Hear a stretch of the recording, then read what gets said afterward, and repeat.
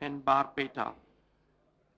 There are adjournment motions given by Sri Bajpayee ji, Sri Mohan Singh ji, Sri Chandrajit Yadav ji, Sri Sharad Yadav ji.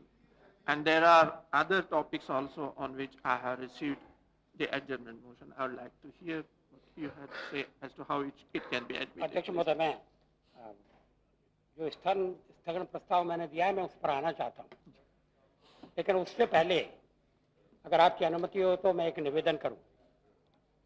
जैसे बाहर आसमान में बादल छाए हैं तो हमारे मन के आकाश में भी बहुत से सवालों के बादल उमड़ रहे हैं, तो रोज और वो गरजना भी चाहेंगे और बरसना भी चाहेंगे।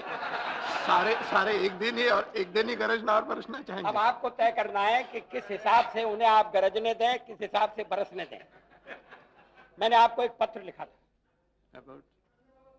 पिछले कुछ दिनों में इस सदन के 3 सदस्यों पर उत्तर प्रदेश और बिहार में हमले हुए। हम संसार का सबसे बड़ा लोकतंत्र हैं, हम बहुदलीय लोकतंत्र हैं, और प्लूरलिस्टिक नेशन के बारे में हम दूसरे देशों के साथ जाकर समझौते पर दस्तखत करते हैं, मगर देश के भीतर की हालत क्या है?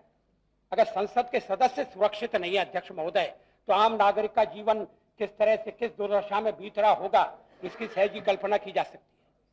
मेरा इशारा अडवाणी जी पर हुए हमले की ओर है, जॉर्ज फर्नांडिस पर हुए हमले की ओर भी मेरा इशारा है, और जनता दल बोम्बई के एक सदस्य हैं श्री कुशवाहा, राम प्रसाद कुशवाहा, उन पर हुए हमले की ओर भी मेरा इशारा है।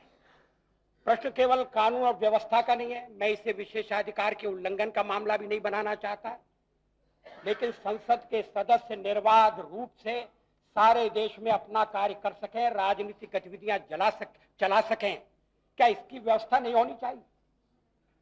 क्या इस देश में इसकी आश्वस्ति नहीं होनी चाहिए?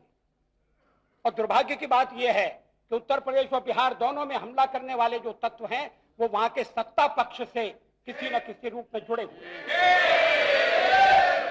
ये चिंता की बात है। मैं चाहता हूं कि इस पर चर्चा हो, और इसलिए मैंने आपको लिखा था। अध्यक्ष महोदय, इसके लिए बिहार के अंदर नहीं है। अध्यक्ष महोदय,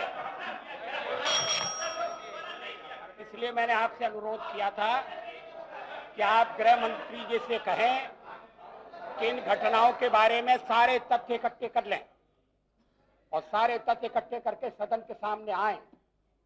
आप तय करें कि किस रूप में इस मामले पर चर्चा होना चाहिए, लेकिन ये मामला गंभीर है। एक और प्रश्न है अध्यक्ष महोदय, और उसके बारे में भी हमने सूचना दी है, वो है चीनी की घोटाले का मामला। पार्लियामेंट्री कमेटी जांच कर रही है, जांच करना चाहती है। इसी समय सरकार ने एक एडमिनिस्ट्रेटिव प्रिलिमिनरी इंक्वायरी का ऐलान कर दिया। क्या मतलब है इसका? पार्लियामेंट की कमेटी सर्वदलीय समिति है, क्या उस पर सरकार का भरोसा नहीं है? वो समिति बयान लेने जा रही थी और आपने सरकारी जांच ऐलान कर दी। हमने तो मांग की थी कि अदालती जांच होना चाहिए, निष्पक्ष जांच होना चाहिए। इतना बड़ा घोटाला हो गया और अब लीपापोती की जा रही है।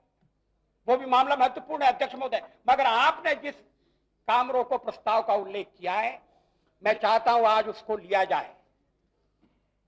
जो कुछ आसाम में हुआ है वो सारे देश के लिए चिंता का प्रश्न है। सदन को उसकी दखल लेना चाहिए और मेरे एडजर्नमेंट मोशन की भाषा लगे। मैं केवल कत्लेआम की बात नहीं कर रहा।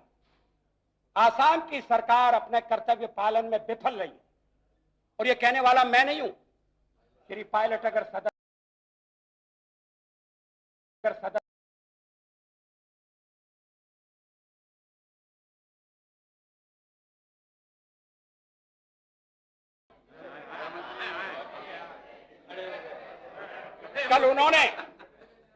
कल वो थे, मौके पर गए थे, मैं उन्हें इसके लिए बधाई देना चाहता हूं, तत्काल पहुंचे।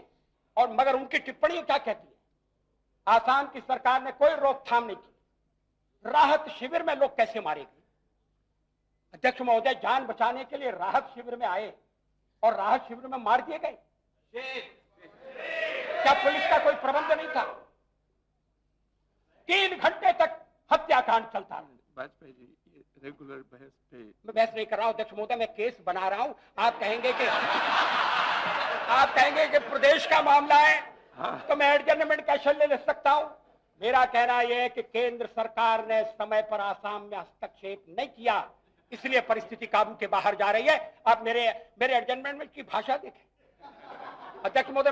आप जानते हैं कि मैं भाषा पर बड़ा जोर देता हूं, और केस यही है। और इसीलिए सबसे पहले मैंने उसका उल्लेख किया यहाँ पर। लेकिन आपने पढ़ के दूसरा बताया। नहीं, सबका मिलकर बताया, आपका अकेले का नहीं। केंद्र सरकार हस्तक्षेप करने में विफल रही है। इस विफलता की चर्चा के लिए हम केंद्र सरकार की निंदा करना चाहते हैं, और इसलिए सवाल पर काम रोको प्रस्ताव पेश करने की अनुमति चाहते हैं।